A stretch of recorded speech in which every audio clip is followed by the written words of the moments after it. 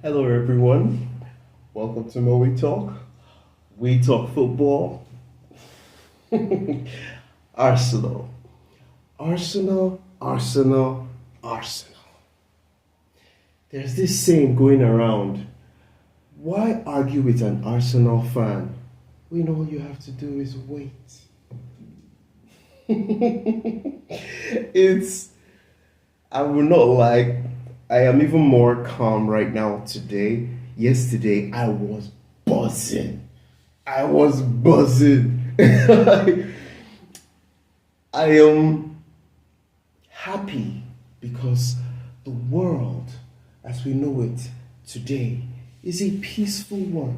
I woke up this morning, the birds were chirping, cars were moving swiftly, quiet. Neighbors were just quiet, wake up in the morning, hey neighbor. And the world is peaceful. Thank you, PSG. Thank you, PSG.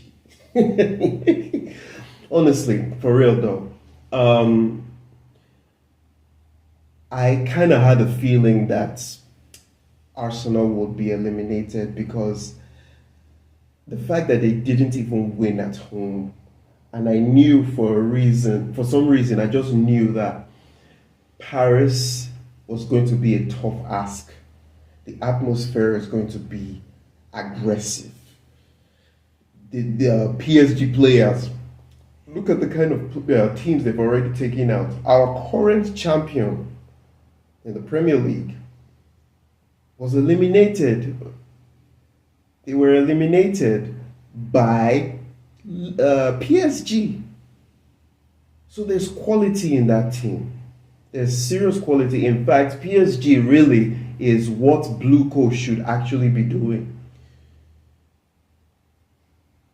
They're going about younger players. In fact, PSG, and to an extent, Barcelona, but they're going about younger players, but they're picking elite young players and growing.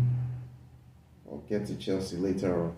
So, the game started, and I just couldn't help but notice that there was no fight. In the first 15 minutes, I knew that it was going to be a tough ask because I could see Arsenal playing in such a way that you couldn't really. Yes, they had the ball, but there was no fight. It's like we all say in the Champions League, the first leg is the first half. Normally, in the first half, when you go down by a goal and you really, really want to win that game, come the second half, you should come out blazing. They just didn't seem like they wanted it. And from what I could see from PSG, they were very direct. They didn't have much of the ball in the early stages of the game, but you could see it once they have the ball, the counter, and they're off. It's just that, yes, what's his name, Bonies or whatever, that guy messed a lot of chances up. When he should pass, he's not passing. When he should shoot, he's tapping the ball. And even the penalty that was given to PSG, you could see it was a tap. I was like, what are you doing? Thankfully, there were players like Hakimi and what's his name? Carlos. I can't pronounce his name, forgive me. But yes, you know who I'm talking about. Those two players were it. Yeah, Dembele finally came in the later stages and all of that. But I could just tell that this was going to be a hard ask for Arsenal. Fair play to them for even reaching the semi-final because, to be very honest, I just saw quarter-final as the limit for them. The fact that, in fact, the reason we're even here today talking about Arsenal, take nothing away from those world-class Declan Rice goals against Real Madrid. The reason that we're here talking about them at this stage is because of how bad Real Madrid has been this season. Let's be honest here, yeah? So that's for them. And I didn't make a video, which I should have, but I was just too tired to. The game before that, my goodness.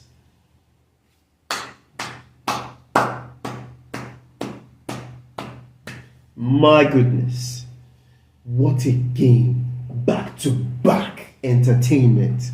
The first leg 3-3, the second leg 3-4. It was a goal fest. It was football at its finest.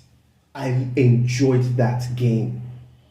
One moment, because I enjoyed it as a neutral, because one moment you're rooting for Barcelona, next moment you're rooting for Inter, but I kind of feel that Inter, they are the dark horses. They are the dark horse of this competition. And there was this thing that people say when they say that, Champions League is not easy. You have to pay the toll. Once you go into a final, you have to have your heart broken before you can actually win it. Inter, they've had their heart broken. That's of recent years. They've had their heart broken, and now they're in the final. Could this actually be their year? Let's see, because I'm sure it's going to be an entertaining final for a lot of us, because a lot of us will be neutrals in that game. But my heart is kind of tilting towards Inter. Those guys, they just don't die. They don't die. And that's just where my heart is. But take nothing away from Barcelona. Barcelona, you absolutely blissed it. You did so well. Yamal, my goodness, that kid is one for the future. You can see it. It's all over. I think they might actually have another football icon in their hands. I'm talking about Barcelona. That guy is a player. And I envy Barcelona for that. Shout out to you guys. And back to square one. We're going back home. Chelsea. We have a game today against Djurgarden, the name that not many people know. And this game is pretty much wrapped up because the job has already been done in the first leg. And I expect Djurgården to come out and do what they do best, because if you ask me, I feel their best was what we saw in the first leg. And they are not just going to automatically just become this super team and just start playing.